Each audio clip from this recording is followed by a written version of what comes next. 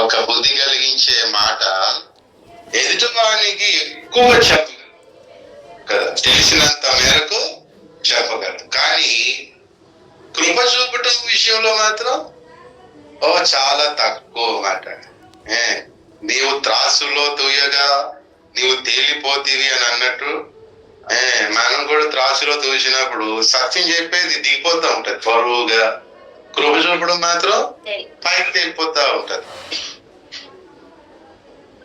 కృప అనే గుండు రాయి 100 గ్రాములు వేసామాట. దాంట్లోనేమో పెద్ద పెద్ద స్వరశాపలు వేసాము యువతల. 100 రాయికి ఇది దూకుతుంది, అసలు ఇది కనపడుతుంది అందులోని ఆ తక్కెడలో. ఈ స్వరశాపలు మాత్రం కనపడుతూ ఉంటాయి. మన అందరం అంతే. ధర్మశాస్త్రాలు ఎన్నో వచ్చాయి కదా, ఇంకా ఉంటాయి, ఇంకా వస్తా ఉంటాయి. మరి సోషల్ జస్టిస్ కొరకు సామాజిక న్యాయ సంబంధమైన ధర్మశాస్త్రాలు ఎన్నో వచ్చాయి, మత సంబంధమైన ధర్మశాస్త్రాలు ఎన్నో వచ్చాయి. అలాగే మన మనస్సునందే మళ్ళా ఏముందన్నట్టు పౌరులు, మనస్సునందు కూడా ధర్మశాస్త్రం ఉంది కాబట్టి ఇలాగ చేయకూడదు అలాగ చేయాలని మనకు మనమే అనిపించి అలాగ ఉండాలి అనిపిస్తూ ఉంటాయి. దొంగతనం చేయకూడదు అని ఎవరు చెప్పారా?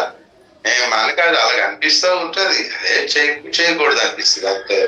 ఎందుకంటే దేవుడు ఆ ధర్మశాస్త్రాన్ని, ఆ తేలికపాటి ధర్మశాస్త్రాన్ని మనకు హృదయం మీద రాయించాడు దేవుడు. మన క్షేమం, సమాజ క్షేమం కొరకు. కాబట్టి మనసులో ధర్మశాస్త్రం ఉందని, అలాగనే గ్రంథంలో, మత గ్రంథాల్లో ఉన్నది. అలాగే సామాజిక క్షేమం కొరకు ప్రతి ప్రభుత్వం ఒక ధర్మశాస్త్రాన్ని రాసి, ధర్మశాస్త్రాలు ఏమైపోయాయి? ఎక్కువైపోయి ధర్మ సంకటం వచ్చేసింది కదా. మనకు చెప్పేవాళ్ళు ఎక్కువైపోయారు కదా. ఎంతమంది ఉన్నారో గురువులు. మన చిన్నప్పుడు పుట్టింది మొదలుకొని చెప్తూనే ఉంటాడు మనకి ఎవడో ఒకడు. మనకి ఎలాగుంటది? నిజం చెప్పండి, ఎలాగుంటది? అది కాదు, చలికాలంలో పండే దేవునికి స్తోత్రం. ఒళ్ళు మండుతుంది. కాబట్టి మన నోట ధర్మశాస్త్రం ఉందన్నాడు, మన హృదయంలోనే ఏముందన్నాడు. ఇక ఎక్కడో తెచ్చుకొని చెప్పాలి. ఏమైనా వదిన మా ఆయనకి 4 చీవట్లు చెప్పాలి, ఏమైనా ఉంటే చెప్పమంటే నోరు తెరిస్తే వచ్చేస్తే మొదటి అందుచేత యేసు ప్రభువు రావడం చూశాడు. 3.5 సంవత్సరాలు యోహాను భక్తుడు చూశాడు.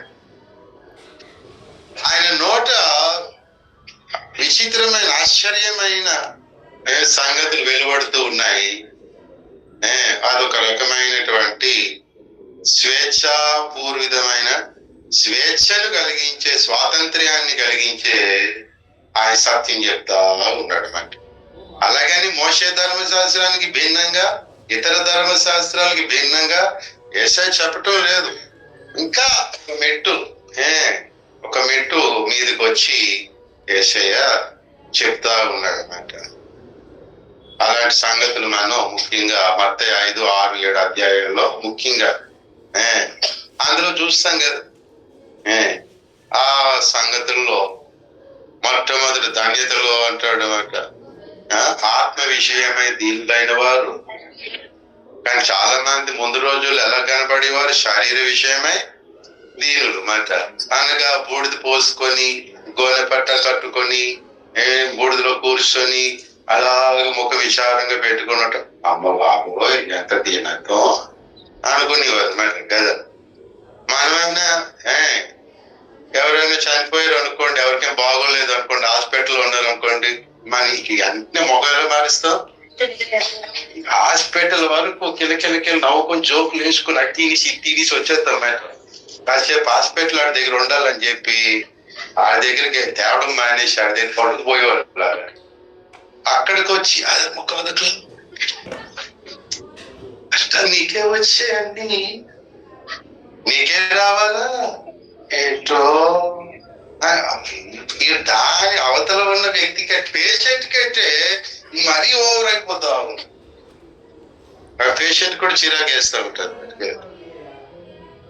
కొంతమంది చనిపోయినప్పుడు కూడా ఏడుపు రాకపోయినా ఒక అదొకలా పెట్టాలి లేదా, కొంచెం ఇచ్చారనేది యాక్ట్ చేయాలా, నటించాలా వద్దా, లేకపోయినా అప్పుడు ఎవరో తెలియని వ్యక్తి వచ్చాడు చూశాడు, పాపం ఇతని కోసం ఎంతమంది బాధపడుతున్నారు అనుకుంటాడు కదా.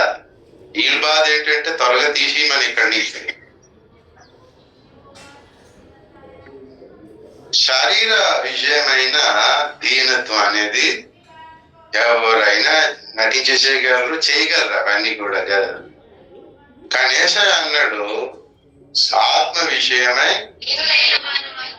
శరీర విషయమై దీనత్వం అనేది కొంతమంది పుట్టుకతో వస్తుంది. పేదరికాన్ని బట్టి, లేమిని బట్టి, తక్కువ జాతి తక్కువ కులంలో పుట్టడాన్ని బట్టి వాళ్ళకి ఏమొస్తుంది, ఇక టీవీలు అయిపోతారు కదా. అధికారం వచ్చాడు అనుకో, ఆ బాబియా చెప్పండి వెంటనే వంగిపోతాడు మరి, ఎందుకంటే వాడి స్థితిని బట్టి. కానీ ఆత్మలో అయితే అలా కాదు, ఇక పుట్టుకతో వచ్చేది ఏమీ లేదు లోపట. ఎవడైనా సరే, అలాంటి వాడైనా సరే ఆత్మ విషయమే దీనుడైతేనే ధన్యుడు, వారికి పరలోక రాజ్యం ఉన్నది అన్నట్టు. దేవునికి స్తోత్రం. ఇదొక సత్యం. కాబట్టి ప్రియులారా, ఇప్పుడు శారీర విషయంలో బూడిద పోసుకోవాలా, గోనపట్ట కట్టాలా, ఏంటి ఇలా కనపడాలనే అవకాశం ఉందా? ఇప్పుడు లేదు మనకి కదా. ఇప్పుడు ఖచ్చితంగా ఉపవాసం, మంచి నీళ్ళు కూడా తాగకుండా, మరీ ఘోరం ఉమ్ము కూడా మేము ఇంకా నేను లోకాన్ని కూడా చూడకుండా 40 రోజులు ప్రతిష్ఠించుకున్నానండి. అంటే మరి చూడరా ఒకసారి అంటే నేను చూడండి అంటే, చూడండి నిజం కదా, నిజం చూడండి అంటే సరే బీరువా దగ్గరికి వెళ్ళాము. కింద సౌండ్ రాగానే రా ఏం చేస్తున్నావు, వెంటనే కన్నులు తెరవబడతాయి కదా. మనకి అలాగ ఉమ్ము మింగకుండా ఉపవాసం చేయమన్నాడా? అలాంటిది ఏం లేదు. ఉపవాసం ఉంటే ఎలాగుండమన్నాడు, చక్కగా స్నానం చేసి అలాంటి లోపలికి వెళ్ళి, నీకు మరీ ఆకలితో బాధపడిపోతున్నావు ఒక తినేసిరా, అంతేకాని అదొకలా మొక్కను పెట్టి సాగుతాం మంది దొక్క పెట్టుక. మజ్జిగ మంచినీళ్ళు తాగితే వాష్రూమ్కి వెళ్ళాల్సి వస్తుంది మాటికి అని చెప్పి కొంతమంది నీళ్ళు తాగకుండా తర్వాత కిడ్నీ లోపలి పడి మళ్ళీ ఉపవాసం ఉండలేదు. మజ్జిగ తాగాయి అంతలోనే నీ ఉపవాసం చెడిపోద్దా? 2 బిస్కెట్లు లాగించా ఏముంది, మనకు స్వాతంత్రం ఉంది కదా, తిని ఎవడొద్దాడు ఎంతలోనే నీ ఉపవాసం పడిపోద్ది, అదే ఉపవాసం అది. అలాంటి దేవుడు నన్ను నమ్మాను. అలాగేం లేదు, అందుబాటులో ఉంటే 2 బిస్కెట్లు వేసేసి మధ్యలో కాసింత మజ్జిగో జ్యూస్ వేసి వాష్రూమ్కి వెళ్ళాలి వస్తే వెళ్ళి రావడం కూడా మంచిదే. కొంచెం ఏంటి తేరుకుంట మొహం కొడుకొని రావచ్చు. అలా కాకుండా నేను పాల్ యాంగిచే గారి పుస్తకం చదివినప్పుడు ఒక ఆమె వారం దినాలు ఉపవాసం ఉన్నది, కటిక ఉపవాసం. మంచిదే, ఆ వారం రోజులు ముగింపు అయిపోయిన తర్వాత ఇంకా ఆకలేసి ఇంకా ఎవరు ఇంట్లో లేదట, గంపడు టమాటో బాగు తినేసి జాడించి కొట్టేసింది 600.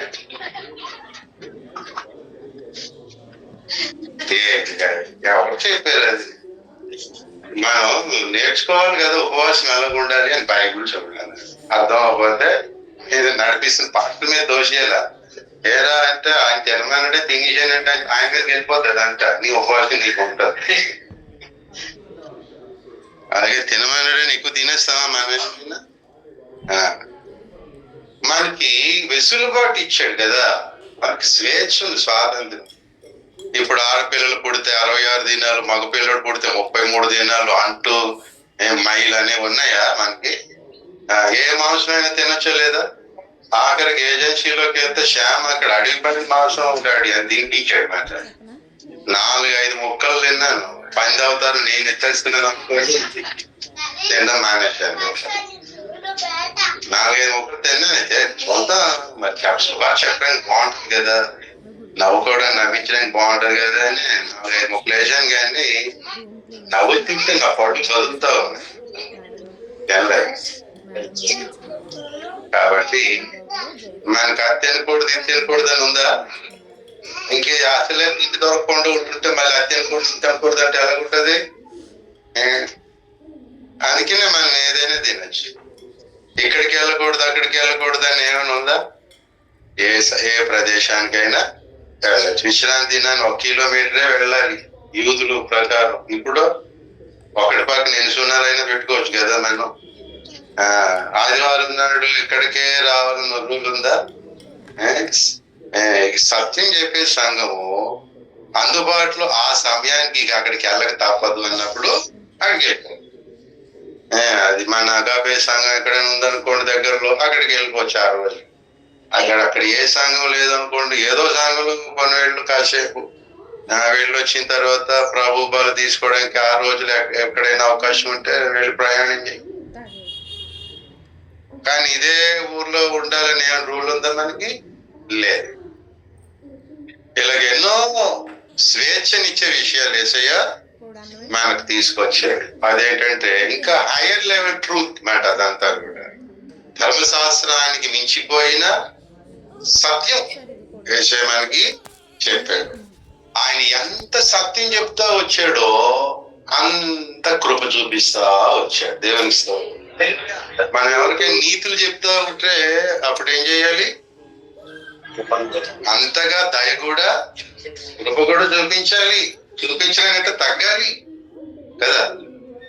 మనకి ఎక్కువగా అలవాటు ఏంటంటే నోటితో ఏదో ఒకటి మాట్లాడేశాడు, ఆడి మీద వీడి మీద మాట్లాడేశాడు అనేది అలవాటు. సరే మాట్లాడేసావు, అలాంటి వాని కోసం ప్రార్థన చేయగలిగేవా? మా ఆయన వదిన ఆయన మా ఆవిడరా బాబు ఇంటికెళ్తే తినేస్తుంది, అది రాక్షసి అనుకో. సరే రాక్షసి నీకు ఒక మంచి మనిషిగా చేసే ప్రార్థన ఉందా నీకు? లేకపోతే నోరు మూసే. ఎందుకంటున్నావు మరి? మా ఆయన మంచోడు కదా, మంచోడుగా చేసే ప్రార్థన ఉందా? లేకపోతే నోరు మూయి. ఉంటే చెప్పు. అలా ప్రార్థన చేసిన మళ్ళీ చెప్పరు మాట. సహజంగా మనం అలా మాట్లాడుకుంటాం, లేదా ఒకరి మీద ఒకరు మాట్లాడుకుంటాం. అది మన వీక్నెస్ అది కదా. కానీ జాగ్రత్త పడాలి కదా. కంటికి కన్ను పంటికి పన్ను అని చెప్పి ఎవడ మన మీద వాడుతూ ఉంటే ఏంటి, మనం ఒక్కడు గుద్దే ఉంటుంది మోసేలాగా, మూతి పోయేటట్టు. ఇప్పుడు అలా గుద్దచ్చా ఏంటి? అలాగా మనం గుద్దకూడదు మాట. ఇప్పుడు మనకు అలాంటి ఆజ్ఞ లేదు. అంటే ఇప్పుడు నీ నోటికి వచ్చాడు మాట్లాడు కాదు కదా. మాట్లాడేవంటే అర్థం ఏంటి? నువ్వు వెంటనే నేను ఇలాగ అనేసి బైబిల్ ఏమన్నది? ప్రార్థన చేయమన్నది కదా. అలాంటి వాడి కోసం వాడు తప్పు చేసి ప్రార్థన చేయమన్నది. నువ్వు ప్రార్థన చేస్తే ఉంటే అండం మానేస్తావు. నువ్వు అన్నావంటే ఇమీడియట్ గా ఎన్ని అంటున్నావు ఒక వ్యక్తి కోసం మనం అంటున్నావు. ఎన్ని అన్నావు లెక్కేసి ఇప్పుడు అంతగా వాడి మీద దయ చూపించు, ఆమె మీద దయ చూపించు. కష్టమే. దయ చూపించడానికి ఒకటేమో ప్రార్థన, దయ చూపించడానికి ఇంకొకటేమో హెచ్చరిక బుద్ధి, లేకపోతే సాత్వికముతో కూడిన సందేశం ఇవ్వాలి. అయితే హెచ్చరించే, గట్టిగా బుద్ధి చెప్పే ఆజ్ఞ వాక్యం ఇవ్వాలి. లేకపోతే అతని పరిస్థితి చూచి సాత్వికంతో మాట్లాడాలి. ఇలా డిఫరెంట్ టైమ్స్ లో నువ్వు దయ చూపించా. వాడు ఎందుకు పాపం అలాగా బలహీన పడుతున్నాడు? డబ్బులు లేక నిండా అప్పులు చేసేస్తాడండి, అదండి ఇదండి అని అన్నావు కదా. మరి అన్నోడివి నువ్వు దయ చూపించచ్చు కదా. డబ్బులు ఇస్తే వాడు అప్పు చేయడేమో. మళ్ళా అది కష్టం ఏంటంటే మరి ఎందుకు అన్నావైతే?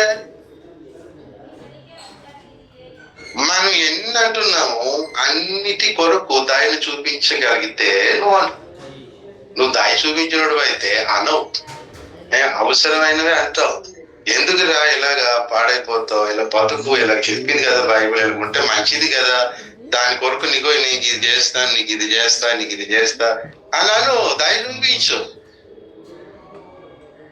సార్వత్రిక సంఘంలో నేడు యూట్యూబ్ నిండా తుడిపించుకోవడమే కదా. వాడిపోదు, కరెక్ట్ కాదు, వీడి ఇలాంటి వాడు అని ప్రార్థన చేశారు. మరి ప్రార్థన చేయరు, అందుకనే దూషించుకుంటారు. దాన్ని చూపించినట్ట మరి నీకు దాన్ని చూపించే రకం అయితే ఎందుకంటావు? నన్ను కూడా యూట్యూబ్ ఛానల్ చేయొచ్చు కదండి అన్నారు కొంతమంది. నేను కాకినాడ వచ్చిన కొత్తలోని క్యాసెట్స్ రికార్డ్ చేసేయండి అన్నారు నా మెసేజెస్ కి.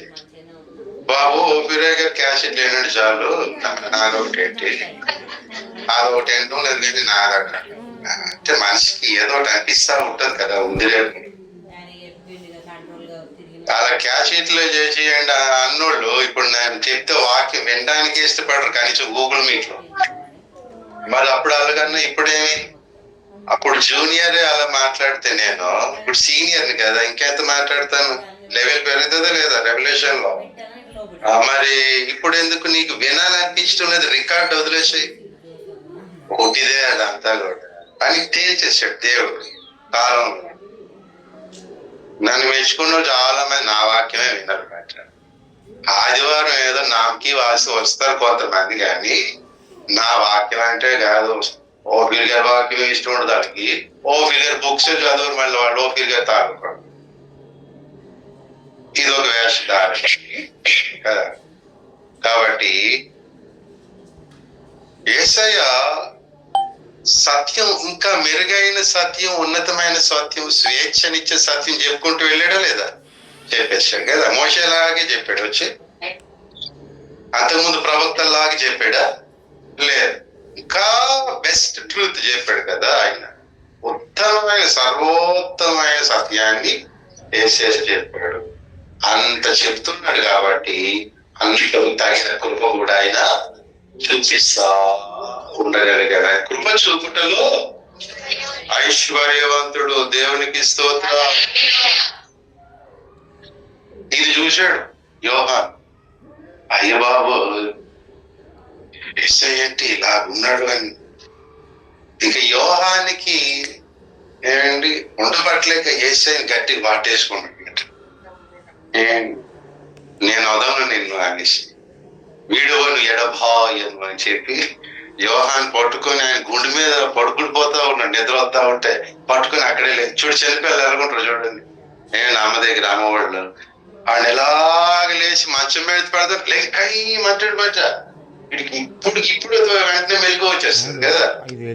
యోహాన్ కూడా అలాగే యేసయ్యని అలా పట్టుకొని అవసరమైతే నిద్రపోతాడు ఆ గుండె మీద, అవసరమైతే ఆ గుండెలో కూడా దూరిపోతాడు. మరి యోహాను నేను శిలువ మీదకి వెళ్ళడానికి వచ్చి రావయ్య బయటికి అంటే అది నీకు తాగదు నాయన, అది నీకు తాగదు, ఎందుకంటే నాకు తగింది ఇది కాబట్టి. నీ గుండెల మీద పడుకోవడం నాకు ఇష్టం కాబట్టి నువ్వు శిలువ మీదకి మాత్రం వెళ్ళక అని చెప్పేసి ఇప్పట్లో అవుతా ఉన్నారు శిష్యులు అందరికీ. సైతాన్ సైతాన్ అంటా అని చెప్పి చెయ్యొద్దు చూశారు. ఎందుకు యేసయ్య అంటే అంత పిచ్చి అయిపోయింది వాళ్ళకి. యేసయ్య అంటే ఎందుకు అంత ప్రేమ అయిపోయిందా? చచ్చిపో ఒక అమ్మాయి కోసం ఒక అబ్బాయి అంటే, ఒక అబ్బాయి కోసం ఒక అమ్మాయి అంటే ఆ దారి వేరు కదా. అంతేగాని యేసు చచ్చిపోకు ఏరా బాబు ఆస్తి సెటిల్మెంట్ అవ్వలేదన్న కదా జీవ మాటలు. ఇక యేసయ్య ఇటు కృప చూపిస్తూ సత్యం చెప్తూ ఉంటే వాటేసుకుని ఏం వదలటం లేదు. చచ్చిపోకూడదు నువ్వు అన్నాడు. అక్కడ సైతాన బా అని అంటే తప్ప కొన్ని రోజులు చూసిపోయారు బయట. ఏంటి వాళ్ళు పారిపోయారు మరి అక్కడి నుంచి. కాబట్టి యేసయ్యని వాళ్ళు ఎలా చూశారు? కృపా సత్యగా చూశారు వాళ్ళు. దేవునికి స్తోత్రం. దానిని మనకి యోహాను చెప్తున్నారు. అందులో కంపారిజన్ చేసుకుంటూ మనం కూడా ఏం చేయాలి? సత్యం మనకి దొరికింది, కొంత దొరికింది సత్యం కదా. దైవజనుల ద్వారా, భక్తుల ద్వారా, దేవుడి ద్వారా నీకే డైరెక్ట్ గా ఎంతో కొంత సత్యం దొరుకుతూ ఉంది కదా. ఆ దొరుకుతూ ఉన్న సత్యాన్నితో పాటు మనం కృపను కూడా కలిగి ఉంటూ ఉండాలి. కృప వెంబడి కృపను కృప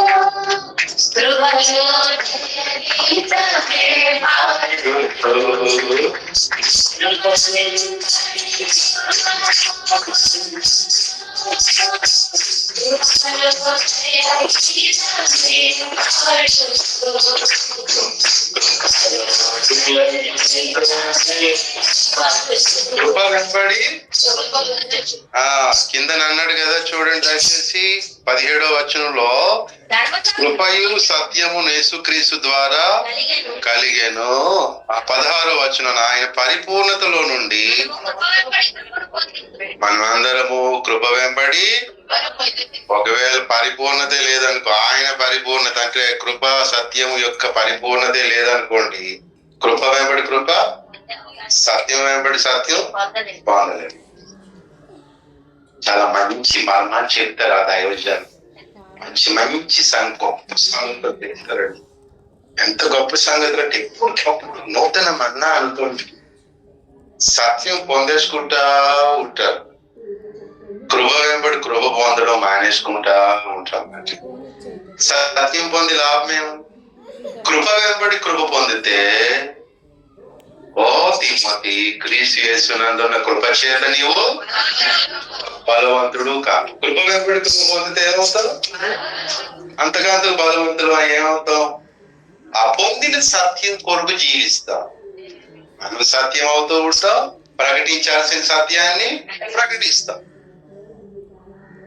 సత్యాన్ని విట్టు మన సత్యాన్ని అనుభవించకపోయినా, ప్రకటించలేకపోయినా, కృప వెంబడి కృపలు పొందటం లేదని అర్థం. అందుకే ఎంత విన్నా ఏమవుతుంది? ఎంత విన్నా కూడా అది అనుభవంలోనికి రాకపోవచ్చు, లేకపోతే ప్రకటించవలసిన వారికి మనం ప్రకటించలేకపోవచ్చు. ఎక్కువసార్లు వాక్యమే విన్నాం కదా, ఆదివారం మధ్యలో ఇలాంటి క్రిస్మస్ టైమ్స్ లో ఎక్కువ సార్లు మనం వాక్యాన్ని ఎంతో విన్నాం. బైబుల్ చదివాం, భక్తుల పుస్తకాలు చాలదన్నట్టు ఇంకా టీవీల్లో వాక్యాలు వింటా ఉన్నాం, ఎంతో కొంత సత్యాన్ని తెలుసుకుంటా ఉన్నాం. అది అలాగే ఉండిపోతుంది కదా, అది అనుభవంలోకి రాలేకపోతుంది, ప్రకటించలేకపోతుంది. అంటే కృప పొందుటలో మనం ఎక్కడో తప్పుతున్నామని. ఈ కృప పొందే అనుకోండి, ఏంటి అనుదినము కృప పొందుతూ ఉన్నాం అనుకోండి, మోషే చేతున్నట్లు మనం బలవంతులమై సత్య విషయమై మనం జాగ్రత్త కలిగి ఉండగలం. దేవునికి కాబట్టి ప్రియులారా, మన ప్రభు అయిన యేసు ఎంత లెవెల్లో సత్యం చెప్తూ ఉన్నాడో అంతే లెవెల్లో కృప కూడా సత్యం చెప్తున్నాడు. ఆకలి కలిగిన వారికి ఆహారం పెట్టాడు కదా, మరి మామూలు మీరు సరేనా ఒప్పాడు చేపలు కూడా పెడతాడు. అది ఏం చేస్తాడు? 2 7 చేపలు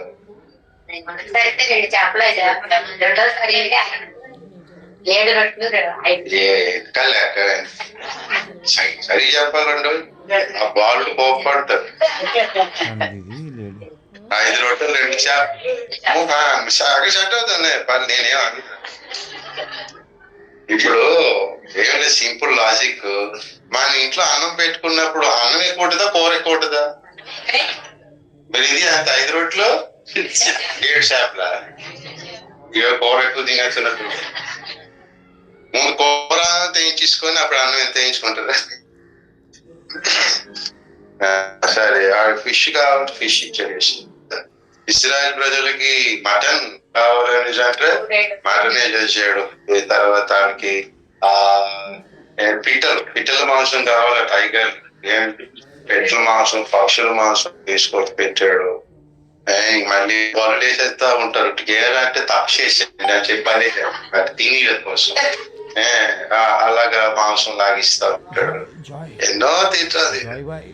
ఎందుకంటే మోషే ద్వారా సత్యం చెప్పబడతా ఉంది, ఇంటా ఉన్నారన్నమాట. కృప యేసయ్య కూడా సత్యం అడవిలోకి తీసుకెళ్లి 3 రోజులు చెప్పాడంటే, ఎంత దయ లేకపోతే మనిషి 3 రోజులు కడుపు ఎండగట్టేసి మరి వాక్యం అని. నేను యేసులో అవ్వలేదు కాబట్టి సరిపోయింది. కానీ ఆ విషయంలో నేను ఎప్పుడు మారలేండి, ఎందుకంటే మీరు మారిపోతారు. ఓపిరి గారు ఫస్ట్ లో 6 గంటలు ప్రసంగం చేశారు. మొదట్లో 6 గంటలు ప్రసంగం చేస్తే అప్పుడులో బలం ఆరోగ్యాలు ఉండేవి కాబట్టి దిట్టంగా ఉండి మనుషులు ఉన్నారు. ఇప్పుడు 6 గంటలు కూటం ఉండడమే కష్టం కదా. గంట ఆరాధన ఈ రోజుల్లో, సండే ఆరాధన గంటలో అయిపోద్దంట ఆరాధన అంతా. ఏదో మనం ముక్కుతూ మూలుగుతూ ఆగాపే సంఘం మనదే కాకినాడ అయితే 4 గంటలు ఉంటది. అది కూడా అతి కష్టం మీద ఏంటి ఉంటారు మాట. చాలా మంది ఆ రోజు తూర్పు దేశపు జ్ఞానులు అయిపోతారు, ఎటేటో వెళ్ళి వస్తారు. మంచిది. యేసు ప్రభు సత్యం చెప్తూ 3 రోజులు ఎవడింటాడికి వెళ్ళండి అన్నాడా? 3 రోజులు ఆకలి తీర్చేసాడా లేదా? ఇంకా మిగిలిపోయేట. దేవునికి స్తోత్రం. అంటే కృప లేదా దయ చూపుటలో 3 రోజులు సత్యం చెప్పినప్పుడు చూపాలి కదా దయ. ఇక్కడ మీరు ఇప్పుడు ఎంతసేపు ఉంటారు? ఇంచుమించు 3 గంటలు చెప్పే కదా. 3 గంటల వరకు ఉంటాము. ఏమైనా ఉన్నాయమ్మా టిఫినీలు ఏమైంది? లేకపోతే క్రిస్మస్ తాలూకా తీపి మిఠాయిలు ఏమైనా ఉన్నాయి? గట్టి చెప్పడం లేదు. ఇలాగేలాగా అంటారా? ఉంటాయిలే. వాళ్ళు కాకినాడ నుంచి వచ్చిన మా వాళ్ళు మన తర్వాత నన్ను అడుగుతారు, ఉన్నాయి కదా అని. దూరం నుంచి వచ్చారు, సేఫ్ ఉండిపోయింది కాబట్టి ఆకలితో పంపించడం ఎందుకు నేష్ ప్రభులో మారిపోయే వాళ్ళు ఉండేశారు. దేవుడికి స్తోత్రం. దాన్ని ఏమంటారు? బా లేకపోతే దయచూ. ఎందుకని ఏంటి? ఇక్కడ ఏదో సినిమా చూడడానికో, ఉప్పాడు చీరలకు రంగులు వేసుకోవడానికో, లేకపోతే ఇక్కడ ఏమో జోకులు వేసుకోవడానికో, ఆ మీటింగ్ పాటలు పాడాలి, వాక్యం వినాలి, ప్రార్థన చెయ్యాలి. అలా చేస్తేనే భోజనం కదా. వాళ్ళకి అన్ని చేస్తే మంచినీళ్ళు కూడా ఇవ్వలేదు అనుకోండి కృష్ణమ్మ అండి. ఆమెకు దయలేనట్టు కదా, కృప లేనట్టు. కానీ అవన్నీ ఉంటే మీకు భోజనం ఉంది అన్నారు కదా. అదేంటది? కృప దయ ఉన్నట్లు. అలా 3 రోజులు కొట్టు పెడితే 3 రోజులు పెట్టాలి లేదా? పెట్టాలి. 1 రోజులు పెడితే 2 పూటలు పెడితే 2 పూటలు కూడా పెట్టాలి. పెడతాను అలాగా. ఎందుకంటే వస్తున్న వాక్యం బట్టి ఉంటది. వాక్యాన్ని చెప్తా ఉంటాం, సత్యాన్ని దాయి చూపిస్తా ఉంటాం. ఆ ఫ్యాన్ ఏంటి బాబు అన్నట్టు ఫ్యాన్ అవుతుందా లేదా? కరెంట్ బిల్ బాబు కట్టడా అని అంటారు. ఏమన్నా అన్నారు మాట. కొంచెం మంచినీళ్ళు ఇవ్వండి అనేది. మంచినీళ్ళు ఇస్తారా? ఇస్తామాట. అలాగే ఇంకా చెప్తా బాబు నాకేం వద్దులే కూర్చో. అలాగే మనకి ఇంకా కునుకు వచ్చింది అనుకోండి, ఏం చేస్తాం? కునుకులు తిన్నంతగా కునుకుతాం మాట. కునుకుతా ఉన్నట్టు పాస్ట్ ఏమని అంటాడా? ఏదో సపరేట్ కొడతాడు, దేవుని స్తోత్రం అంటుంటాడు. ఇక లెగుతాడు. అయినా మొండిగట్ట లేవు. ఫోన్లో పేతుల్లో బలంగా వాడబడతారేమోనని కొంచెం పడుకొని ఇస్తాం మాట. నిద్ర మేలుకున్నాడు అనుకో, మళ్ళీ హాయిగా ఫ్రెష్ గా వింటారు కదా. నా దగ్గర ఉన్న పద్ధతి అది. అసలు పడుకుని పోయినా ఏసయ్య అన్నాడు మన ఎందుకని చెప్పి పడుకుని, ఇక ఆ తర్వాత మళ్ళీ బాగా వింటారు. కనీసం బాగా భోజనమైనా చేస్తారు కదా. నిద్ర లేని మోకాలతో ఏం భోజనం చేస్తారు? మిగిలిపోతాయి. కాబట్టి మనం ఎక్కడికక్కడ ఏం చేస్తూ ఉండాలి? దయ లేదా కృప చూపిస్తా ఉండాలి. ఎందుకంటే మళ్ళీ మళ్ళీ సత్యం చెప్పడానికి. ఈ రోజు కృష్ణమ్మ గారికి ఎందుకు ఈ మీద పడ్డాను నేను. సంఘ పెద్దమ్మ గారు ఏమీ వండలేదు, మళ్ళీ రేపు పోవటానికి రెండే అంటే అనుకుంటారు. కానీ కడుపు నిండా పెట్టింది అనుకోండి, పోవటానికి రండి మళ్ళీ అంటే ఏమంటాం? కృష్ణమ్మ గారే భోజనం చేయరు అంటారా? ఇక్కడ కాకినాడలో పాస్టమ్మ గారి వంట కూడా ఏ పాటి? అలాగూ ప్రియుల ఉదాహరణగా చెప్తున్నాను సుమా. కృష్ణమ్మ మీద పడలేదు నేను, ఎవరు ఇడే తిండి మీద పడిపోయినట్టు ఉంది అనుకోకండి, కదా. అలాగూ ప్రియులరా, ఫస్ట్ మనం ఏమి నేర్చుకుంటున్నావు? నువ్వెంత సత్యం నేర్చుకున్నావో అంతగా కృప పొందుతూ ఉండాలి. ఎంత సత్యాన్ని చెప్పడానికి పూనుకుంటున్నామో అంతగా కృప ఇక్కడ మనకు పొందేసి ఉంటూ ఉండాలి. ఎందుకంటే వాడు సత్యం చెప్పాం కదా, వాడు సత్యాన్ని నా వెంబడి చేయవలసి వచ్చినప్పుడు వాడిని కృప చూపించాలి.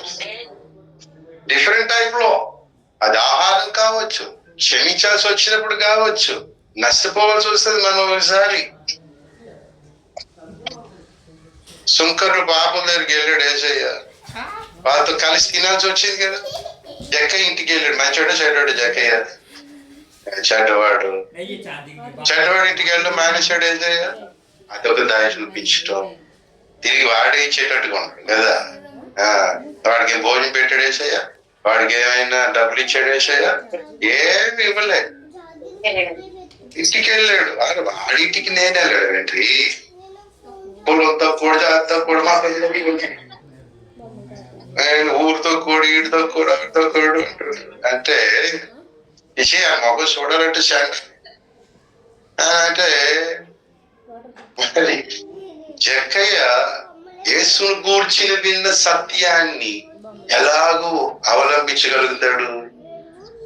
అంతకుముందు ఎప్పుడో యేసయ్య గురించి విన్నాడట, వాళ్ళ ఇంటికి వెళ్ళి చెప్పాడే లేదు మనకు తెలియదు. యేసయ్య ముందు విన్నాడట, కాబట్టి యేసు ఎవరో చూడగూరి ఏమో అక్కడ చూడవలసింది విన్నాడు. కాబట్టి ఆ విన్నది నెరవేరాలి అంటే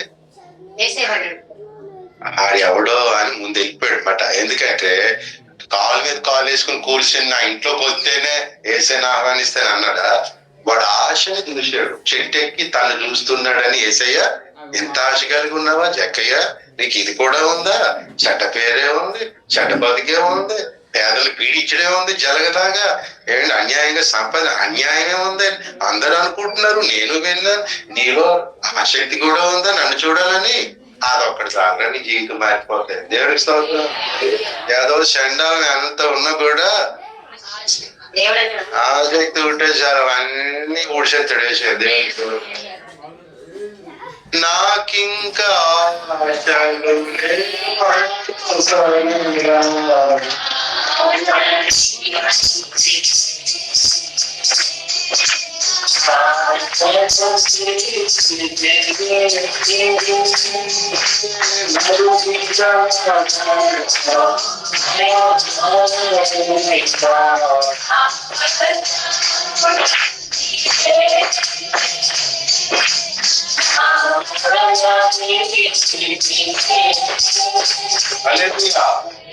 నాకింకా ఆశలు లేవనుకోగా నా ఆశ ఆయనే మా ఆశ. ఇక ఎవరిని చూసినా ఉన్న ఆశలో తీసుకోవాల్సింది, కానీ ఈయన చూస్తే ఇంకా ఆశ రెచ్చిపోతాం అన్నమాట. వాడు ఎవడే ఇస్తానన్నాడంటే అప్పు చూసి ఆడంటాడు. నేను ఎప్పుడైనా ఈమె ఎవరో భోజనం పెడుతుంది కదా ఆ అమ్మ ఇంటికి వెళ్తే, అమ్మ అన్నపూర్ణేశ్వరి అన్నదాత ఉదయా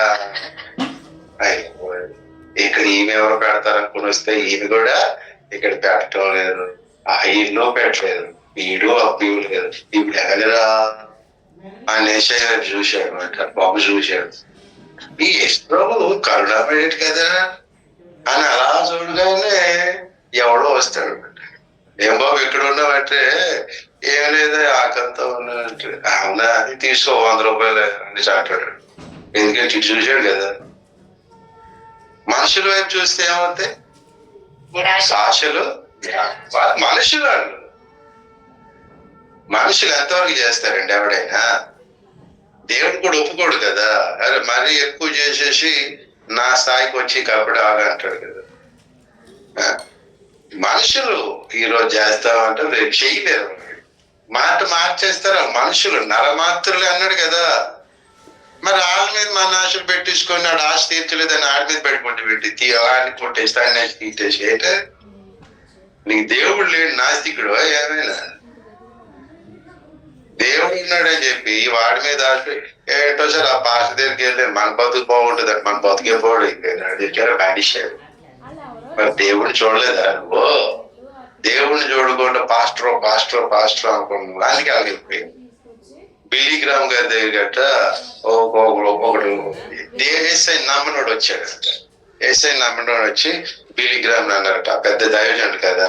ఆయన దగ్గర ఆయనతో అన్నాడట ఈ నాస్తికుడు ఫ్రెండ్, ఒరే నీ దగ్గరకు వచ్చి నీ మాటలు విని అది ఎలా పడిపోయాడు చూడాలి, తాగిసి పడిపోయాడు మరి రోడ్డు మీద అనేసి అంటే, వాడు నా మాటలు విన్నాడు కాబట్టి అలాగే అయిపోయాడు. వాడు దేవుడి మాటలు వింటే అలాగ అవడం అన్నాడు. వాడు ఎలాగ వినడానికి వచ్చాడు? ఏదో మనిషి మాట్లాడుతున్నాడు వినడానికి వచ్చేవాడట. లేదు లేదు, దేవుడు మాట్లాడుతాడు అనుకుని వస్తే బ్రతుకులు మారుతాయి. ఎవడో అన్నాడు. ఏ దైవజనుడిని కూడా అలాగే ఎప్పుడు చూడవద్దు. వాళ్ళైనా మనుషులే, మాటలు మార్చేస్తారు. పాస్టర్లు కూడా. నేనైనా ఏదో మాటలు మాయగాడి, మాటల గారడి. కాసేపు ఇలాగంటాను, కాసేపు అలాగంటాను. ఎందుకంటే నేను మనిషినే.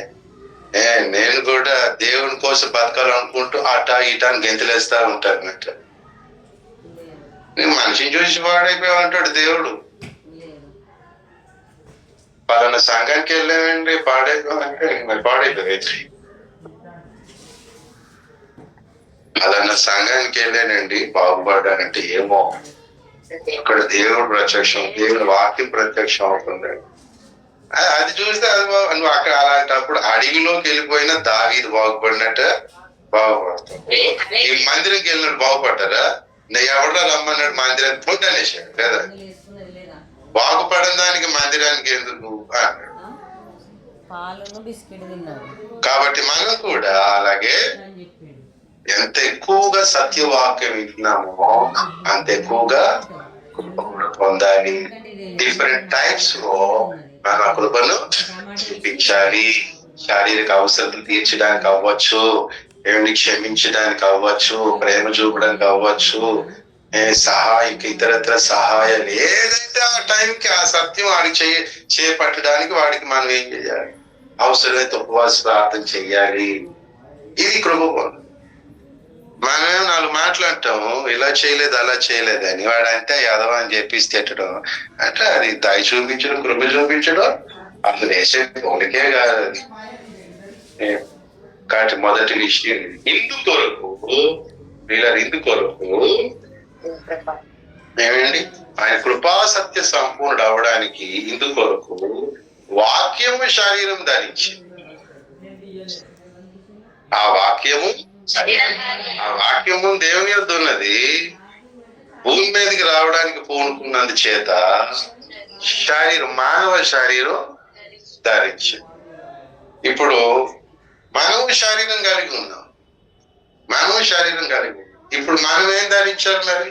వాక్యాన్ని కదా, అనగా వాక్య స్వరూపి అయిన యేసుని జుదా చేసి రోమాపత్రిక 13వ అధ్యాయం ఆ గలతీలో కూడా ఉంటది. ముందు రోమా చూడండి 13:14. యేసుక్రీస్తుని ధరించుకొనిన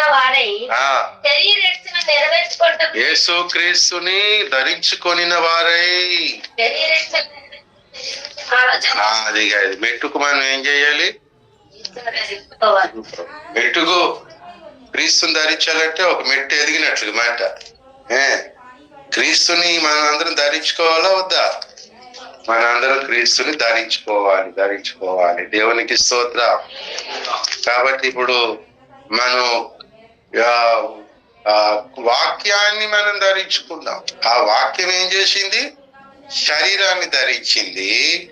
మనం ఏం చేయాలి?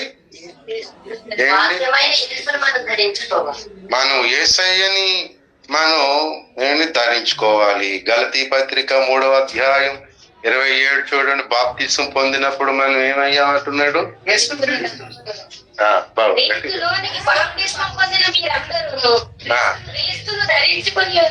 క్రీస్తుని ఎప్పుడు బాప్తిసం పొందగానే యేసయ్యని ధరించుకో. ఇప్పుడు కనబడుతున్నది ఎవరికి? దేవునికి.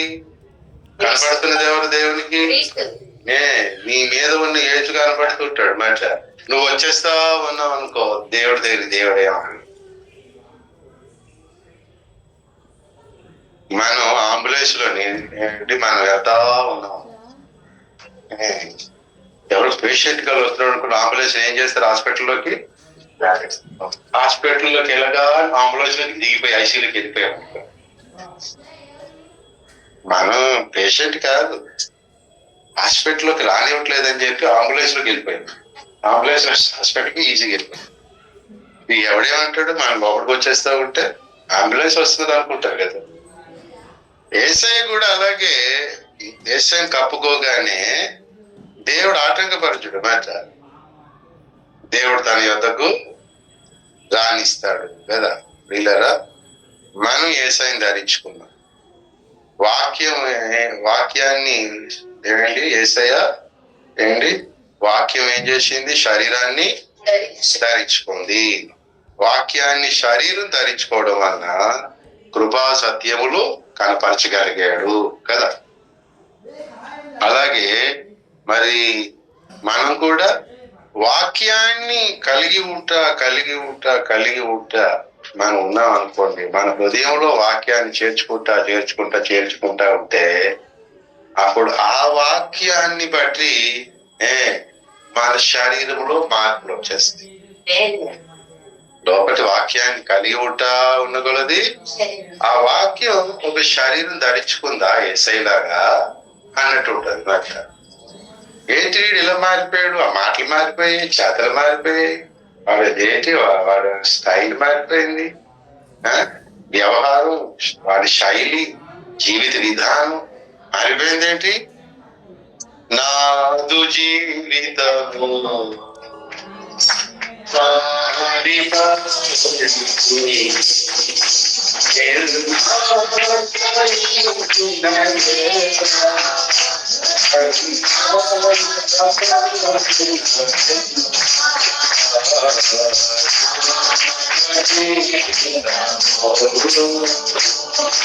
ఏమైపోయి జీవితం సువార్త లోపలికి రాగానే మారిపోయింది. ఇంకా వాక్యం లోపలికి వెళ్తున్న కొద్ది ఆ వాక్యం ఏం చేస్తుంది? క్రీస్తుకు అనుకూలమైన శరీరాన్ని ధరించేస్తా ఉంటది. చూడడానికి అది శరీరమే, అంత ముందున్న శరీరమే కదా. ఆ ఎత్తు పళ్ళే, ఆ తప్పిడు ముక్కే, ఆ ముఖమే, కానీ ఎటో స్పెషల్ ఏదో కనపడుతుంది మొత్తానికి కదా. ఆ మాట తీరు, అంతకుముందు బూతులు, నోట్ల తిట్లు, ఇప్పుడేమో ప్రియులారా, అమ్మలారా, పరిశుద్ధులారా, ఇట్లా ఎలా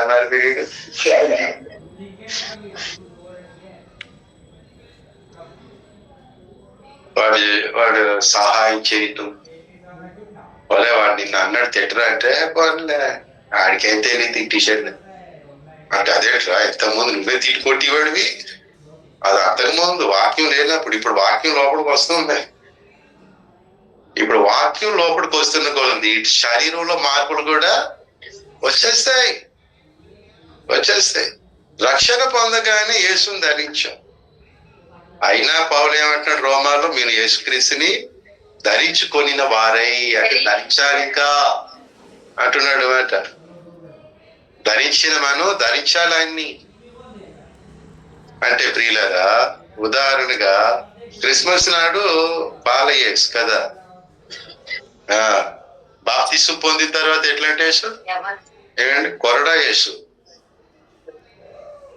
కొరడా పట్టుకుంటాడు, గద్దిస్తాడు, సర్ప సంతానమా, వేషధారులారా, శిష్యులు అనేసాడు, విశ్వాసం లేని మూర్ఖతరము వారులారా అనేసాడు. పరిశుద్ధుడైన యేసునోట అలాంటి మాటలు రావచ్చా? మనం ఏమంటాం? అలాగా మా భాష దగ్గర నేర్చుకోవాలి అసలు యేసయ్యే కదా. పరిశుద్ధుడు అని ఏదా నోరు అంకపోయిందో ఎన్నో పోయి. నేను చిన్నప్పుడు ఆర్షియం స్కూల్లో చదివినప్పుడు ఫాదర్లు వచ్చి మాట్లాడుతాను, ఏం మాట్లాడలేదు, తెలుగు రాదా, తెలుగు సరిగి రాదా, ఏంటి అలా మాట్లాడుతున్నారు అనిపించేది. అందులోకి వెళ్తే ఆ క్యాసెట్ వేస్తారు కదా, ఫాదర్ డ్రెస్, ఆ డ్రెస్ అయ్యగా టక్మని మారిపోద్ది భాష. అలాగా ఏంటి యేసయ్యలాగానే మాట్లాడారు కదా.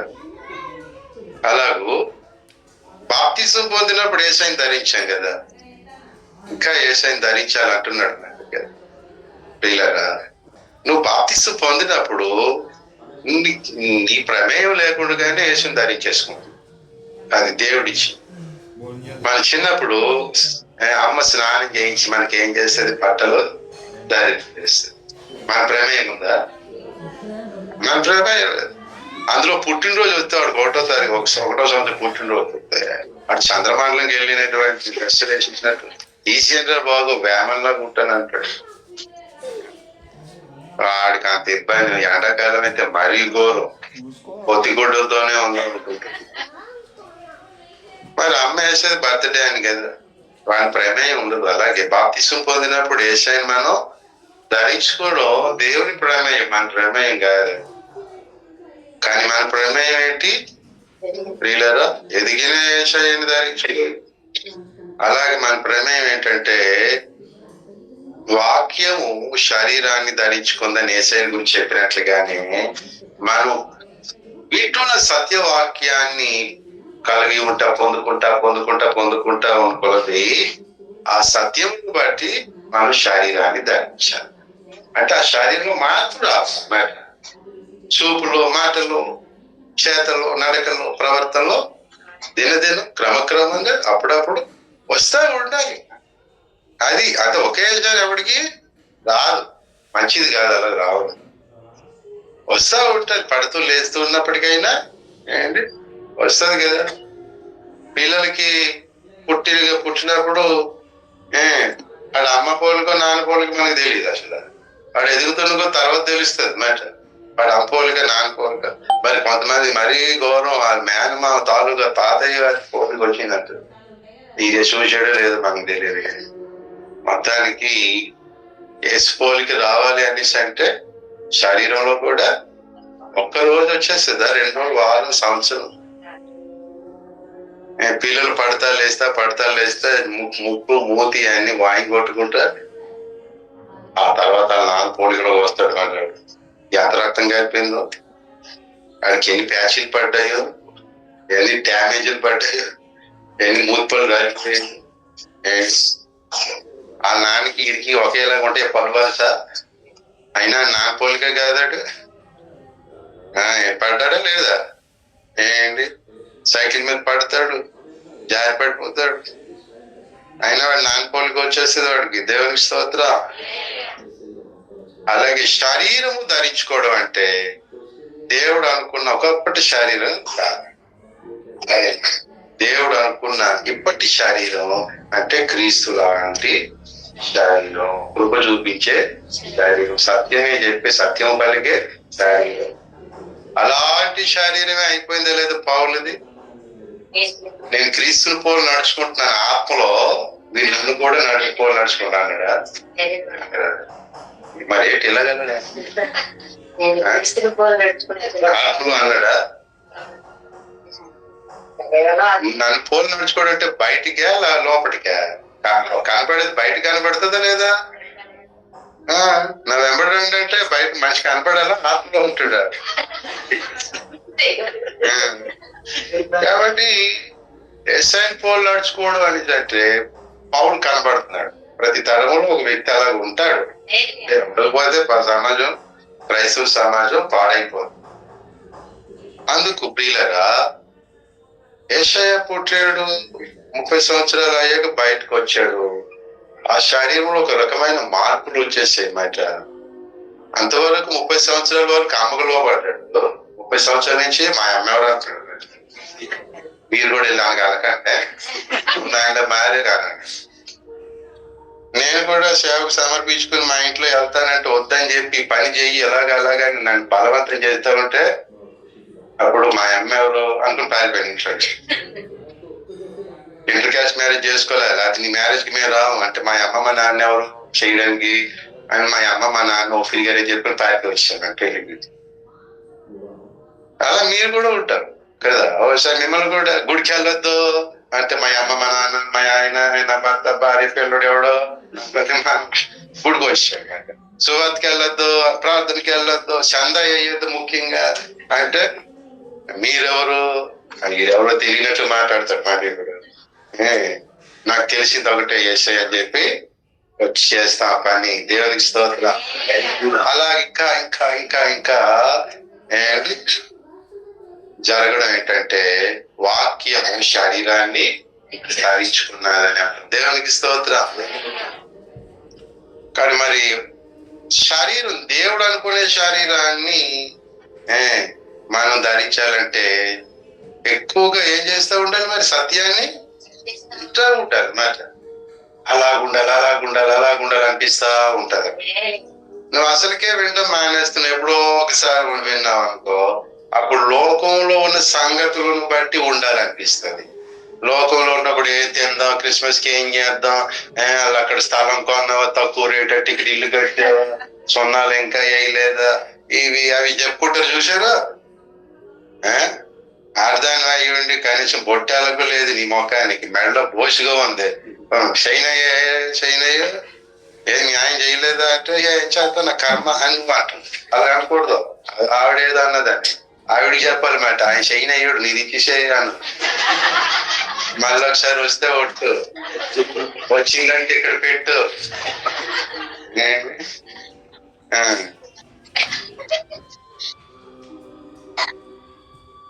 లేకపోతే షైన్ అయినదా, కిష్మిష్ కొత్త బట్టలు కొన్నావా అంటే కొన్నావా ఏది అని చూపించి అయిపోతారు. నాకు ఇదో బుద్ధి చూపితే పట్టు పారిపోతుంది. ఎప్పుడు నిన్ను అడగడానికి ఎవడు రావడు. ఆ వాక్యం శరీరం ధరించండి.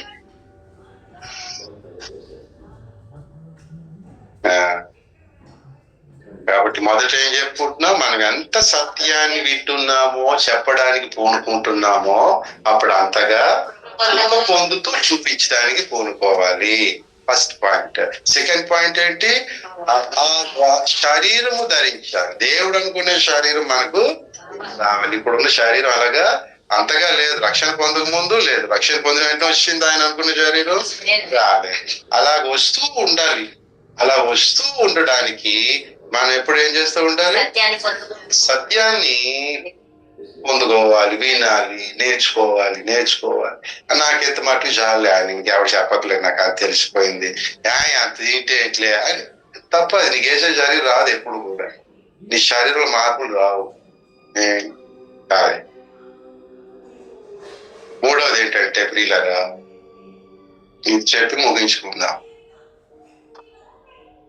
మూడవది, యేసు ప్రభు వారికి ఏంటి, దేవుడు బాల్యము నుండే ఏం చేసుకుంటూ వచ్చాడట. దేవోక్తి ఉందిగా, దావీదు అంటాడు, గర్భవాసిన ఆయనది మొదలుకొని నా ప్రాపకుడు కదా. చదవండి 71వ కీర్తన.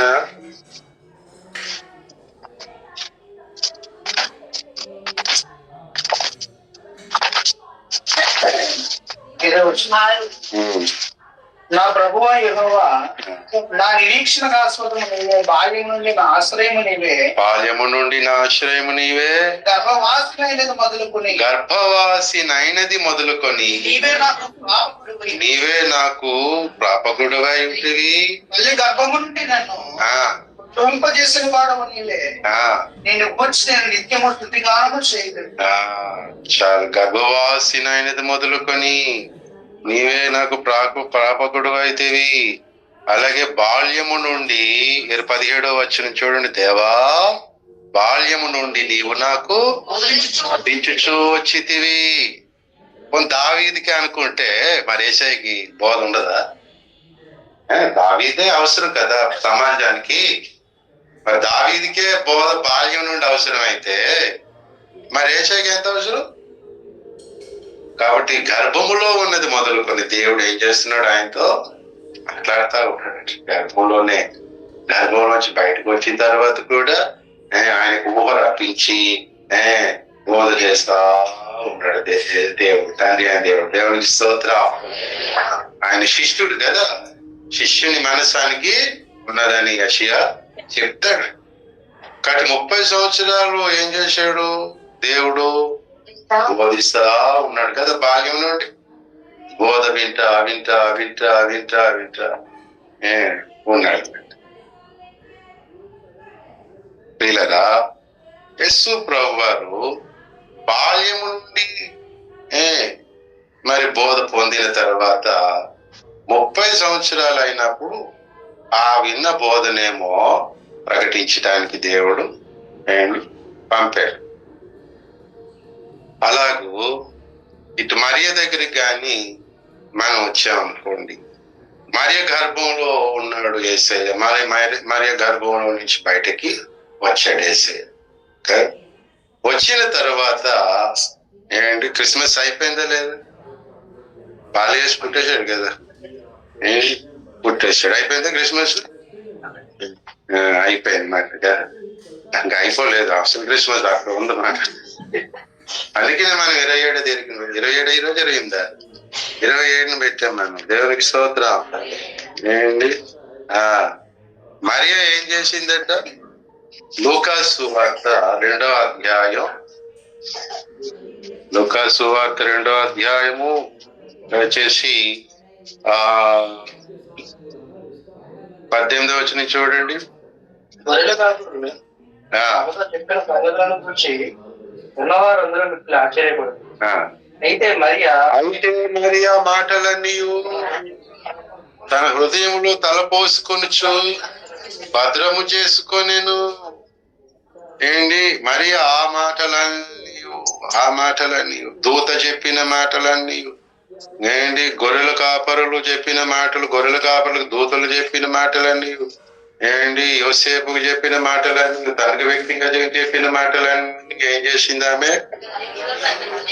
హృదయంలో ఏంటి తలపోసుకొనొచ్చు భద్రపరచుకోలేదు. ఆమె హృదయంలో ఏంటి ఇంకా గర్భము దాల్చక మునుపు మరియా దగ్గరికి దేవదూత వచ్చాడు కదా, దయాప్రాప్తురాలా అని చెప్పి ప్లాన్ చెప్పేశాడు కదా అక్కడ. యేసయ్య పుడతాడు, సర్వోన్నతుని దేవుని కుమారుడు అని. అదే లూకాసు సువార్త 1వ అధ్యాయంలో మనం 30వ వచనం నుంచి 31 నుంచి చూస్తే, నీవు గర్భము ధరించి కుమారుని కంటావు అని, ఆయనకేమో యేసు అని పేరు పెడతావు ప్లాన్ చెప్పుకుని వచ్చాడు కదా ప్రణాళిక. ఇది కూడా ఆమె హృదయంలో భద్రం చేసుకుంది మాట.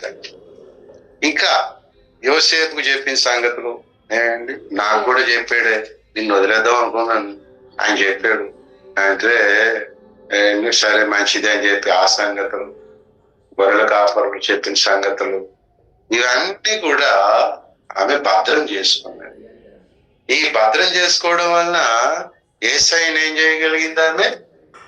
కృపా సత్య సంపూర్ణుడుగా మన మధ్య నివసించుట కొరకు పెంచుకుంటా వచ్చింది. దేవుని స్తోత్రం. 3వ పాయింట్ ఏంటి, యేసయ్య ఎన్ని సంవత్సరాలకు వచ్చాడు లోకంలోకి సువార్త చెప్పడానికి? 30 సంవత్సరాలు ఎక్కడున్నాడు? అమ్మ దగ్గర, నాన్న దగ్గర కదా, ఇంట్లోనే నజరేతు గ్రామంలో ఆయన ఉన్నాడు. ఆయన మరి పుట్టగానే 2 సంవత్సరాల టైంలోపు చాలా ఇబ్బందులు పడింది కదా. హేరోదుకు తెలిసిపోయింది. హేరోదేమో సంహరించడానికి పూనుకున్నాడు. అటు తిరిగి ఇటు తిరిగి ఐగుప్తుకి వెళ్ళిపోయి, ఐగుప్తు నుంచి మళ్ళీ ఇటు వచ్చి ఎన్ని ఇబ్బందులు పడ్డారు కదా. ఇవన్నీ ఇబ్బందులు పడటానికి ఎందుకు తీర్మానించుకోండి, పెళ్లి మానేయడానికి ఎందుకు తీర్మానించుకోండి అంటే హృదయంలో ఆ సంగతులు భద్రం చేసుకుంది కాబట్టి యేసయ్య కొరకు ఇబ్బందులు పడుతూ, నిందలు పడుతూ 30 సంవత్సరాల వరకు పెంచగలిగింది. అప్పుడు యేసయ్య కృపా సత్య సంపూర్ణుడుగా రావడానికి పూనుకున్నాడు. అటువంటి శరీరం సిద్ధపరచుకుందా లేదా మరి? ఆహారం పెట్టి, పాలు పెట్టి, నీళ్లు పెట్టి మరి తన విశ్రాంతిని ఇస్తూ పెంచుకుంటా వచ్చింది. యేసయ్య తర్వాత కృపా సత్య సంపూర్ణుడుగా ప్రజల్లోకి వెళ్ళాడు. దేవుడు కూడా ఏం చేశాడు? యేసును కూర్చిన సంగతులన్నీ హృదయంలో తాను కూడా భద్రపరచుకొని యేసయ్యని కాపాడుకుంటా వచ్చాడు. అలాగే ప్రియులరా దేవుని ప్రణాళిక నీ పట్ల, నా పట్ల, సంఘం పట్ల దేవుడు ఏదైతే కలిగి ఉన్నాడో అది మనం తెలుసుకోవాలి. అది చెప్పుంటే ఆ సంగతుల హృదయంలో భద్రపరచుకోవాలి.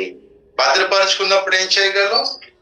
నీ శరీరాన్ని, నా శరీరాన్ని, మన శరీరాన్ని, మన పిల్లలు అనుకోండి, మన పిల్లల్ని కూడా చిన్నప్పటి నుంచి అందుకొరకు వారిని పెంచగలుగుతాం. మరి అలాగా దేవునికి స్తోత్రం.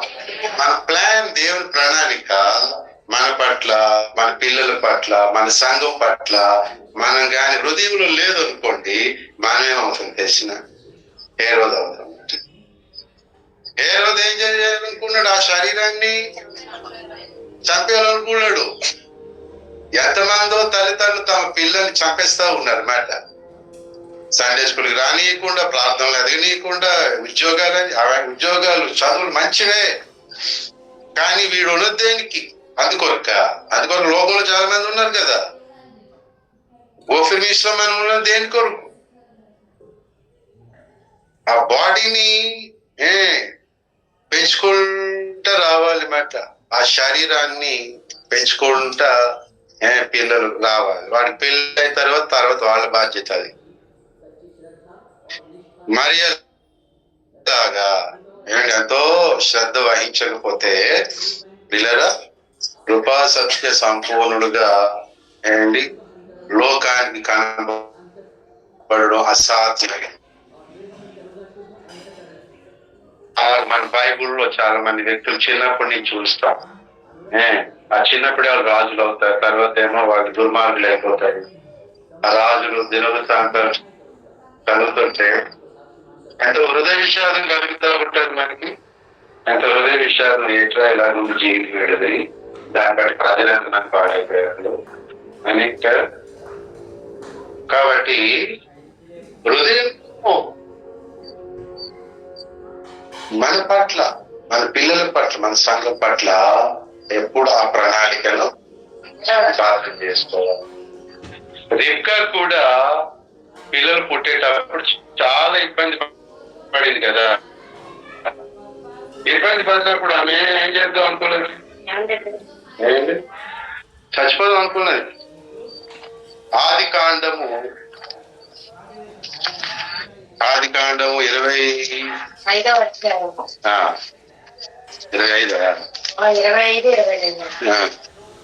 ఆమె గర్భంలో శిశువులు ఒకరితో ఒకరు పెరుగులాడింది కనుక ఆమె ఇలాగైతే నేను బ్రతుకుట ఎందుకని అడగబెళ్ళాను. కాదు బ్రతకడం ఎందుకు అనుకున్నదట. ఎంత ఇబ్బంది పడకపోతే అలాగ అనుకుంటదండి ఒక స్త్రీ. చాలా ఇబ్బంది పడి చచ్చిపోదాం ఇక అని ప్రేరేపడినమాట. కానీ ఎందుకైనా మంచిది, మా ఆయన ప్రార్థన చేసేది కదా, ఇస్సాకే కదా ప్రార్థన చేశాడు. దీనికి సరి ప్రార్థన చేసి దేవుడు సహవాసం సరిగ్గా లేదు, ప్రార్థన చేశాడు. ఏంటయ్యా ఏంటి బాధలు అంటే ప్రార్థన చేద్దాం అన్న, ఏం చేద్దాం అక్కడ ఆయన నీకే నొప్పులు పడేది లేదు, ప్రార్థన నీదా అంటే కనుక నాకు ప్రార్థన ఏంటి నువ్వు కడుపులా మరి ఆ ప్రార్థన ఏదో సాధ్యం ఉంటుంది ఇష్టంగా ఇంకా అర్థం ఇంకేం అక్కడ లేకపోతే పొలంలోకి వెళ్ళి పళ్ళ గడిపోతాం అన్న. ఇది ఇంకో ప్రయాస అంచేతేమో సరే బాబు నీకే అడగకపోదు నేనే అడుగుకుంటున్నా దేవుడు ఇలా చెప్పి ఆయనకేమో ఆయన అడుగుతున్నాడు. ఏ దేవుడు దీనికేమో ఇష్టాకు దగ్గర ఉండి ప్రార్థన అభ్యసింది. ఇవి కూడా అభ్యసి ప్రభు ఏంటి ఇది కనిపించిన నువ్వే బాధ అనేసి అంటే దేవుడు అక్కడ ప్రణాళిక 23-24 వచనాల్లో మనం చూస్తాం అక్కడ. లేకపోతే చచ్చిపోవాల్సిందే కదా. ఈ సంగతి ఆయన హృదయంలో భద్రపరచు. తన భర్త ప్రార్థన చేస్తే నా కడుపు ఇండియా సంగతి భద్రపరచు. ఆ తర్వాత ఏమో పెద్దవాడు చిన్నవానికి దాసుడగుదు అంటే యాకోబుకి ఏశావు దాసుడైపోతాడు. కాబట్టి ఇప్పుడు యాకోబుని ఏం చేయాలని సిద్ధపరచుకో. యాకోబునేమో యజమానిగా పెట్టాల, అదేమో దాసుడు అంత పక్షపాతం వచ్చేసిందా? కాదు, దేవుని ప్రణాళిక. అనుకుంటుందా పక్షపాతం? మరి నువ్వు యాకోబును ప్రేమించేసి నేను ప్రేమించేది అలాగే పెద్దోడు ఎడుతాడు కదా అని చెప్పి ఈయన అలా పైకి అలాగే ఇస్తాను ఏంటి యెషావుని ప్రేమిస్తాను. ఇప్పుడు మటన్ కర్రీ, వేట మాంసం, వేడి మాంసం, తూర్పి నొప్పి అన్ని తెస్తాడు. యాకోబు అంటే ఇప్పుడు కార్యక్రమంలో కామాడు ఆయనకి నేను ఆ యెషావుని ప్రేమించినట్టు ప్రేమించాలని తీర్చాను. సంఘంలో కొంత పాత్రలు ఎవరు లాగితే ఆయనకి ఇష్టాలు అయిపోయింటారు. కాబట్టి ఈ సంగతులు ఏం చేసింది, ఇంకా భద్రపరుచుకుంది కాబట్టి యాకోబుని జాగ్రత్తగా పెంచి వాడికి సన్మానం చేసి సాల్వ కప్పేసి నాన్న దగ్గరికి వెళ్ళిపోరా, దీవెని కొట్టేసి పారిపోరా అని చెప్పేసి పరిగెత్తడానికి పారిపోవడానికి సిద్ధపరిచిందా లేదా? అలాంటి వ్యక్తి అయ్యాడు. దర్శనం పొందుకొని దేవుడు కృప పొందుకొని సత్యం తెలుసుకొని వచ్చి జాతికి మూల పురుషుడు అయిపోయి దేవుడితో అది మరీ స్థాయి మాట. దేవుని సంగతులని పక్కన పెట్టేసి మనం ఇప్పుడు ఏ రోజుగా తయారవుదా, హృదయంలో ఈమె దేవుని ప్రణాళిక యేసు కొరకు భద్రపరుచుకుంది. ఏ రోజు ఏం చేశాడు, అతను కూడా సంగతి భద్రపరుచుకున్నాడు. భద్రపరుచుకొని ఏసేయండి అని చెప్పాడు అనమాట. అంతే దేవుని మాట్లాడి ఒకరి మీద ఒకటి కొట్టుకోవడానికి, ఒకరి మీద ఒకడు ఏంటి చంపుకొని కాల్చుకొని నిందించుకోవడానికి కదా. ఏంటి ప్లాన్ అసలు? ఎందుకంటే సౌత్ తరుగుతున్నాడు దానికి, తనకు ప్లాన్ లేదు మాట. తన లోనికి వాక్యం రావట్లేదు. వాక్యం ఉన్నవాడు ఎవడో ప్రవర్తించడు. వాక్యం ఉంటే కలిసి కాల్చుకుంటారా? వాక్యమే చాలా సమృద్ధిగా ఉందండి. కొరింథీయులకి కక్షలు, కలహాలు, ఈ భిన్నాభిప్రాయాలు ఉంటాయా? అసూయ ద్వేషాలు ఉన్నాయట. అదే అనుకుంటుంది వాక్యం ఉన్నాయట. వాక్యం ఉంటే తప్పు చేసినప్పుడు గద్దించి మారుస్తుంది. వాక్యం ఉంటే పడిపోయినా లేపుతుంది. వాక్యం ఉంటే నేను తప్పుతో ఉంటే పారిపోతావు తప్ప నువ్వు తరము అన్నట్టు. వాక్యం ఉంటే దానిలో బాగా, వాక్యం లేకపోతే వాక్యం ఉంటే గొలియాత్ మీద తిరగబడతాం, దేవుని పిల్లల మీద. వాక్యం లేకపోతే గొలియాత్ మీద తిరగబడలేవు, దేవుని శరీరం ఎలా మాట్లాడుతుందో సావుల శరీరంలో మార్పు దాడి శరీరం మార్పు తేడా తేడా. దేవుని వాక్యం ఉంది కాబట్టి నేను దీనుడను అన్నాడు దాడి. వాక్యం లేదు కాబట్టి దేవుడు వాళ్ళేమన్నాడు, నేను గర్విష్ఠుడు అన్నాడు. తావులని అంశాలు ఇక్కడ వాక్యం ఉంటే నిజంగా శరీరంలో మార్పులే వేరేస్తాయి. ప్రణాళిక ఉంటే ఏంటి, ప్రణాళిక ఉంటే మన పెంపకమే వేరే.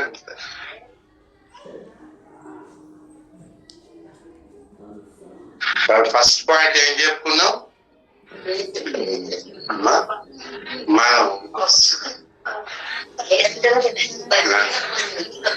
సత్యం ఎంత లెవెల్లో వింటూ చెబుతా ఉంటామో కృపను పొందుతూ పంచుతూ ఉండగలం. రెండవది మనం వాక్యాన్ని, సత్యవాక్యాన్ని నింపుకుంటా ఉంటేనే దాన్ని బట్టి శరీరము ధరించబడతా ఉంటది, మార్పు వస్తా ఉంటది. మూడవది ఏ మరియ వలే భద్రత ఉండాలి. సాతాను దొంగ కదా, మనం దోచేస్తా ఉంటాడు వాక్యాన్ని. అలాగ మరియలాగా భద్రపరుచుకుంటే, రేఖలాగా భద్రపరుచుకుంటే మన వారిని పరిశుద్ధపరిచేది ఒకలాగా ఉంటుంది. లేదా ఏ రోజులాగా సావుల్లాగా అయితే మన వారిని మనం తరుముతాం, సిద్ధపరచలేము. అలాగా ఏసై వచ్చింది అందరి రక్షణ కొరకు కదా, మరి అందులో ఏ రోజుల్లో ఉండడా లేదా? ఏసై నమ్ముకుంటే ఏ రోజుకి రక్షణ ఉండదా? చంపేతనంటే ఏం ఉద్ధరిస్తావు బాబు? ఏసైని చంపేసి దావీదుని చంపేసి మీ ఇద్దరు ఏం ఉద్ధరిస్తారు? ఉద్ధరించలేరు. వాళ్ళ దగ్గర వాక్యం ఉంది, ప్రణాళికలు ఉన్నాయి వాళ్ళ దగ్గర. నువ్వేమో వాళ్ళ దగ్గర విని నువ్వు మారండి, అలాంటి నువ్వేమో వాళ్ళ చంపేస్తాడు తరుగుతూ ఉంటే ఎలా సాధ్యం అవుతుంది? దుష్టుడు అలా చేస్తాడు, దుష్టుడు అలా చేస్తాడు. కాబట్టి క్రిస్మస్ అయిపోయిన తర్వాత మరి ఏం చేసింది? భద్రం చేసుకుని చెప్పిన సంగతులు అన్ని తలపోసుకుంటా ఉన్నది. మన క్రిస్మస్ నాడు తలపోసుకుంటుంటామా? ఏం పెట్టారు, ఏం జరిగితే డాన్స్ లాగా జరిగాయి, ఏం బహుమతులు ఇచ్చారు, గిఫ్ట్లు ఏంటి అని మనం తలపోసుకుంటాం కదా, తలసేద కొట్టుకుని. మరి క్రిస్మస్ అయిపోయాక మరి కూడా వేరేగా తలపోసుకుంటాం. అందుకనే యేసయ్య కృపా సత్య సంపూర్ణుడుగా మన మధ్య నివసించే శారీరకంగానే నేను పెంచుకుంటూ తన బాధ్యత నెరవేర్చేసి ఏదో దేవుడు ఈ పశువుల పాకలు పడేసాడు తీసుకొచ్చి, ఈయనేమో రక్షకుడట, దేవుని కుమారు, సర్వోన్నత కుమారుడట. ఇంకా ఆయనకంటే మనకేమైనా లాభాలు వస్తాయి అనుకున్నాం. అది ఇల్లు వదిలి సాగరికి ఈ పేరకొక దగ్గర ఉండరు అని తలపోసిందా? ఇశ్రాయేల్ ప్రజలు ఆ సంగతులే, ఐగుప్తులో కూరగాయలే తలపోస్తా ఉన్నారు. శరీరాలు ఎలా మారాయంటే దేవునికి విరోధంగా మారిపోయింది. ఇంత దారుణం సాతాను ఇలా చేస్తాడు. కాబట్టి ఆఫ్టర్ క్రిస్మస్ మరియలాగా మనం తలపోసుకోవాలి. అసలు వేసే క్రిస్మస్ పండుగ అన్ని ఆచరించాం. అసలు ఆ రోజు దైవజనులు ఏ వాక్యం చెప్పారు? తలపోసుకుంటా ఉంటారు. అప్పుడు మనం కూడా యేసయ్యలాగా కృపా సత్య ఏంటి సంపూర్ణత వైపు సాగిపోతున్నటువంటి శరీరాలు కలిగి లోకంలో వెలుగొందుతాం. అటువంటి జీవితం కొరకు పరిశుద్ధాత్మ దేవుడు మనకు సహాయం చేయను దాకా ఆమేన్. ప్రార్థన చేసుకుందాం. కనుకోండి. ఇంతవరకు మనం కూర్చున్నాం కాబట్టి ఒకసారి లేచి నిలబడదాం. లేచి నిలబడి సర్దుకోవడాలన్నీ తర్వాత అలా లేచి నిలబడి ఆకాశము తట్టు చేతులెత్తి ఓ ప్రభువుని వేడుకుందాం. ఆకాశము తట్టు చేతులెత్తి ప్రభా ఎంత గొప్ప అవకాశం మనకి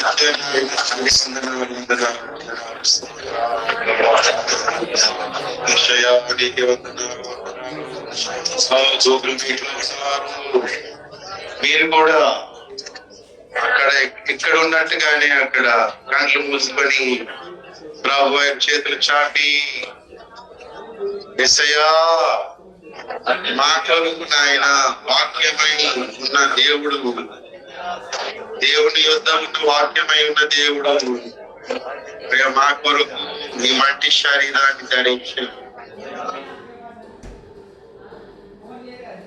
కృప చూపించే శరీరం సత్యం చెబుతున్నది. నీళ్ళు చెప్పడు, సత్యం చెప్పడు. అయ్యా ఇది మాకు తెలుసు కానీ కృప చూపడం లేదేమో. ఒకవేళ ఏదో కృప చూపిస్తూ సత్యం చెప్పలేకపోతున్నామేమో, సత్యం చెప్పడం మానేస్తున్నామేమో. క్షమించి దేవా అడుగుతాం.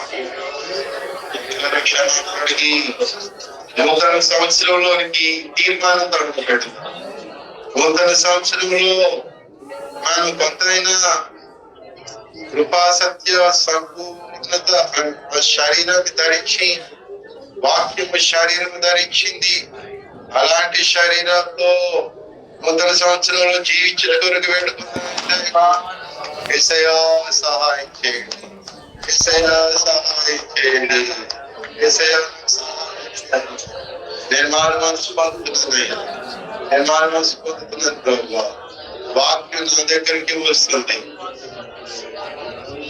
సౌలు శరీరం అయిపోకూడదు, ఏ రోజు శరీరం అయ్యా ఆయన రకరకాల మనుషులు చూపించు. అలాంటి శరీరాలు గేహాజీ శరీరం అయిపోకూడదు, అకాలు శరీరం అయిపోకూడదు, ఖాయిం శరీరం అయిపోకూడదు. అయ్యా నన్ను స్వస్థపరచు, నన్ను స్వస్థపరచు, నా శరీరాన్ని స్వస్థపరచు, నా మనసును స్వస్థపరచు. అలాగే నీ వాక్యాన్ని, నీ సత్య వాక్యాన్ని వింటానయ్యా. ప్రియులారా, ఎన్నో దుర్బోధులు వింటా ఉన్నావు. మనకు సత్యం అంతకంతకు ఎక్కువ సత్యం చెప్పడానికి యేసై వచ్చేసాడు. సత్యం కొరకు నువ్వు రాలేవా? శరీరంలో మార్పులు ఎలాగొస్తాయి?